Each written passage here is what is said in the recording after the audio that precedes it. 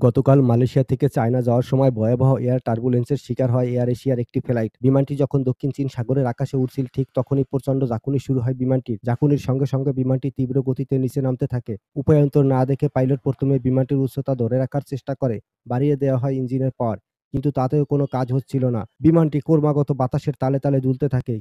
কিছুক্ষণ পর শুরু হয় আরেক বিপত্তি। এয়ার এশিয়া এয়ারলাইন্সের এয়ারবাস A320 বিমানটির একটি ইঞ্জিনে আচমকা আগুন ধরে যায়। পাইলট তখন বাধ্য হয়ে বিমানটিকে মালয়েশিয়ার কুয়ালালামপুর আন্তর্জাতিক বিমানবন্দর অভিমুখে ঘুরিয়ে দেন এবং এমার্জেন্সি ল্যান্ডিং করার অনুমতি চান। একদিকে জ্বলছে বিমানটির একটি ইঞ্জিন, অন্যদিকে পাইলট আপ্রাণ চেষ্টা চালিয়ে যাচ্ছেন বিমানটিকে নিরাপদে অবতরণ করাতে। রাতের অন্ধকারে আকাশে বিমানটি জ্বলতে দেখে আতঙ্ক ছড়িয়ে পড়ে পুরা শহর জুড়ে।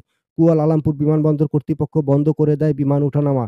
প্রস্তুত রাখা হয় এমার্জেন্সি উদ্ধারকারী টিম ও ফায়ার সার্ভিসকে। কিন্তু অবশেষে পাইলটের বিচক্ষণতায় বিমানটি নিরাপদে অবতরণ করে মালয়েশিয়ার কুয়ালালামপুর আন্তর্জাতিক বিমানবন্দরে যাত্রীদের কোনো ক্ষয়ক্ষতি ছাড়াই।